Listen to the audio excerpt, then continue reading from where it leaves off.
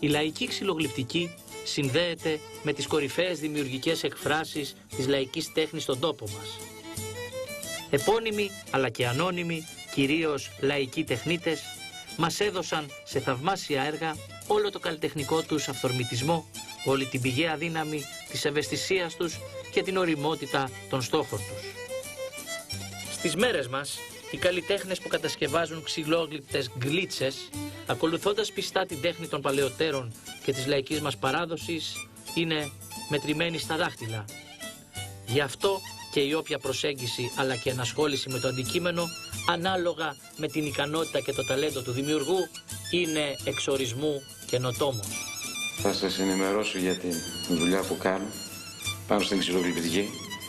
Με την ξυλογλυπτική ασχολούμαι πολλά χρόνια, αλλά όταν άρχισα να ασχολούμαι με την παραδοσιακή ξυλογλυπτική και ιδίως με την παραδοσιακή τέχνη, και έχω εμβαθύνει και έχω μελετήσει την παραδοσιακή τέχνη και ιδίως την κατασκευή της γκλίτσας, ανακάλυψα θησαυρούς. Το μήκος της γκλίτσας ήταν είτε κοντό, που χρησιμοποιούσαν συνήθως οι ηλικιωμένοι άνθρωποι για να στερίζονται, είτε μακρύ, μεγάλο, που περνούσε το μπόι του βοσκού. Ή όταν άπλωνε τα χέρια του, επειδή συνήθως η έκταση των χεριών μας είναι όσο το ύψος μας, άπλωνε και κοιτούσε χαμηλά από το σημείο που βρισκόταν.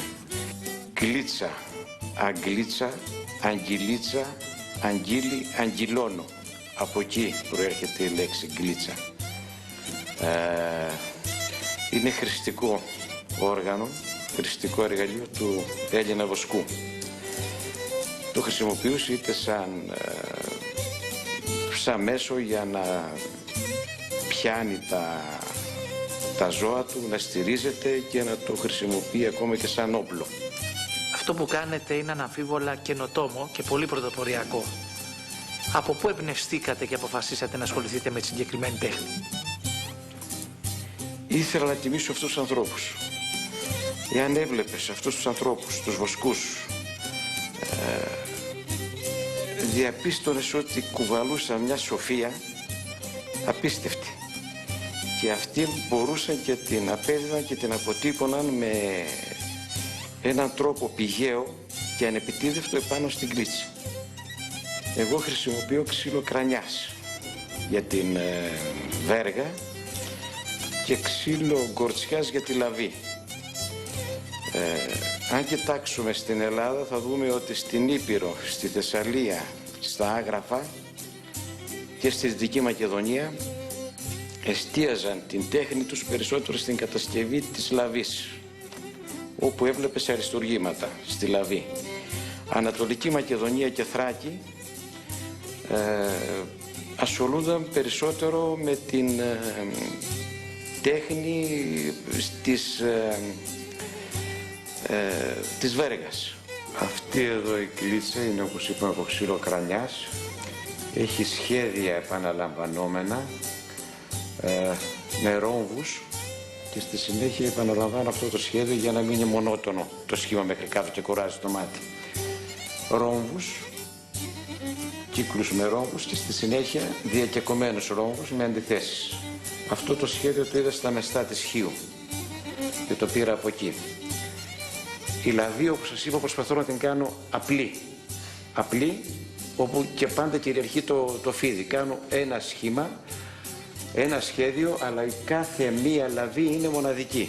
Ποτέ δεν θα δεις δυο ίδιες. Εδώ, σε αυτήν τη γκλίτσα, αναφέρομαι στα ελάφια. Επάνω είναι το αρσενικό ελάφι. Προσπαθώ να αποδώσω το αρσενικό το ελάφι. Πιο κάτω είναι το θηλυκό, όπου προσπαθώ να αποδώσω τη χάρη του θηλυκού, όπως είναι πάντα στη φύση. Όσο απλό φαίνεται, τόσο πιο δύσκολο. Στο αρσενικό προσθέτεις τα κέρατα και είναι πιο άνετο. Εδώ έχω το μύθο, αναφέρομαι στο μύθος του Εσώπου που αναφέρεται στο σκύλο. Ήταν ένας σκύλος που έκανε ζημιές στην αρχαία Ελλάδα και δεν ήθελε να τον σκοτώσουν επειδή ήταν πολύ μεγαλόσωμος και ωραίος και του κρέμασαν ένα κουδούνι και αυτός καμάρωνε. Προσπαθώ να αποδώσω το σκύλο που καμαρώνει με το κουδούνι του.